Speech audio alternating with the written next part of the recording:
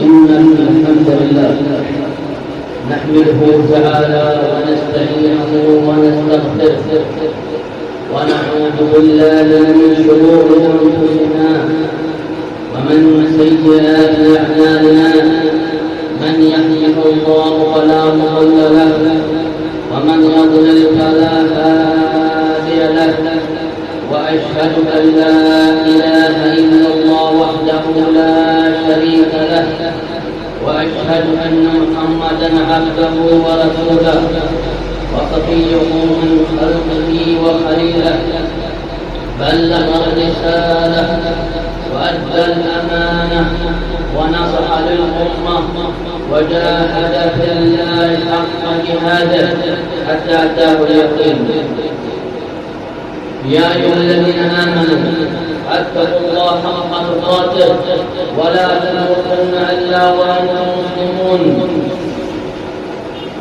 عباد الله، فإن أصدق الكلام كلام الله وخير الهدي هدي نبينا محمد عليه أفضل الصلاة والسلام وشر الأمور محدثاتها وكل محدثة بدعة وكل بدعة ضلالة وكل ضلالة في النار. أجارنا الله وإياكم من النار.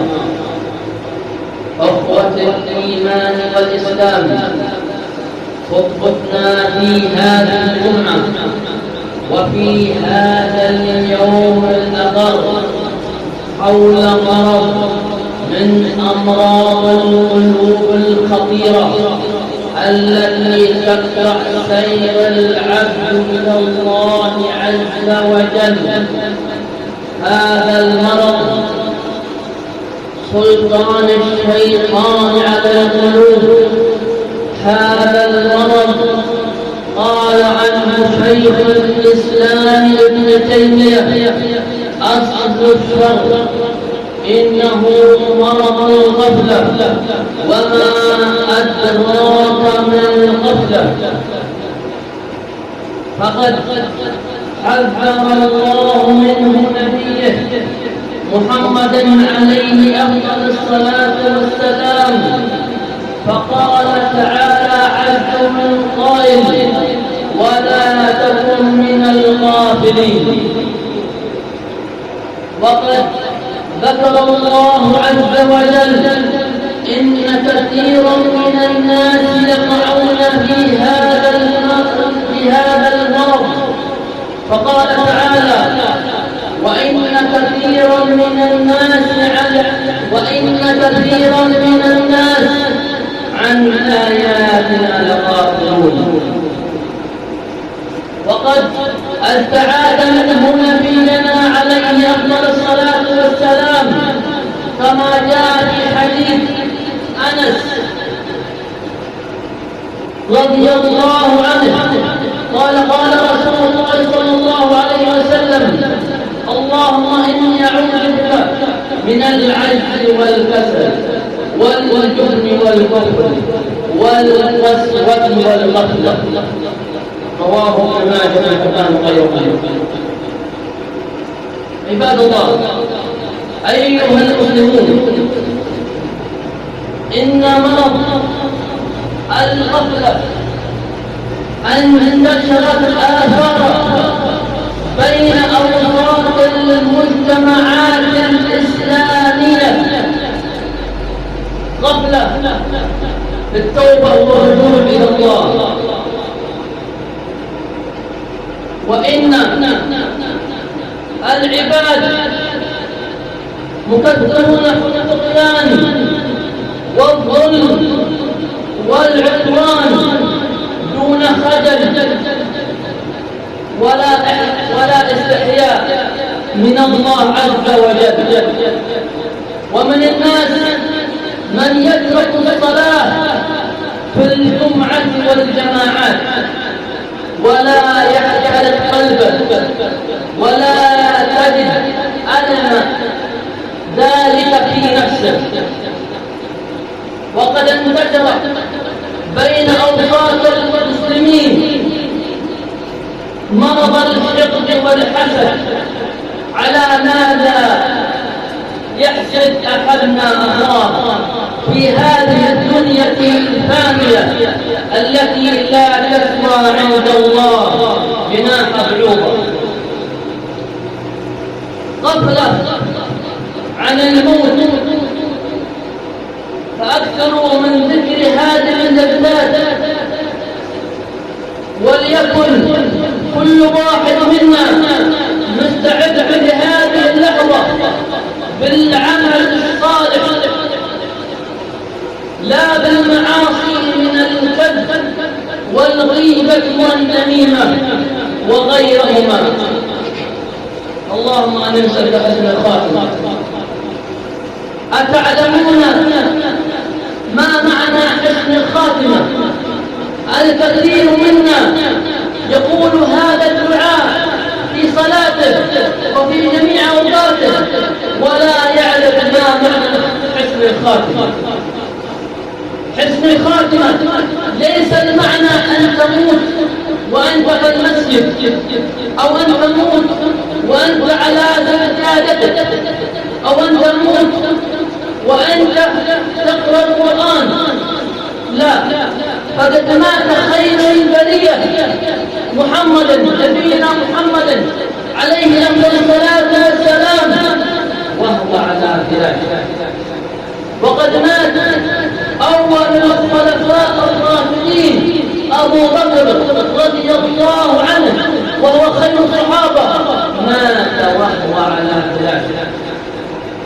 معنى حسن الخاتمة أن تموت وأنت بريئا من الشرك. أن تموت معنى حسن الخاتمة أن تموت وأنت بريئا من النفاق. معنى حسن الخاتمة أن تموت وأنت بريئا من كل البدع. معنى حسن الخاتمة أن تموت وأنت على الكتاب والسنة. معنى حسن الخاتمة أن تموت وقلبك طاهر حسن الأخلاق، لا تعلم لا قلا ولا حقدا ولا حسدا لأي مسلم. معنى حسن الخاتمة أن تموت وأنت تصلي جميع صلواتك في جماعة. قلت ما سمعتم وأستغفر الله العظيم لي ولكم من كل ذنب فاستغفروه إنه هو الغفور الرحيم.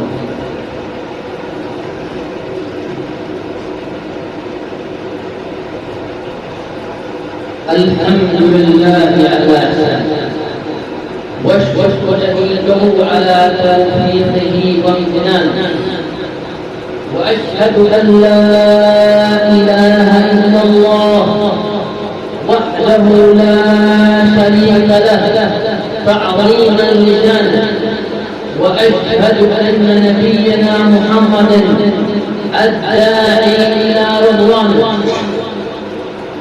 معاشر المسلمين، أعلموا رعاكم الله إن للغفلة أسباب، فمن أسباب الغفلة الاغترار بالصحة والاغترار بالمال. بعض الناس من الله عليه بالصحة ومن الله عليه بالمال، فتجده يغتر ينحرف عن طريق الله سبحانه وتعالى. إذا من الله عليك بالصحة ومن عليك بالمال فاغتنم هذا فيما يقربك إلى الله سبحانه وتعالى.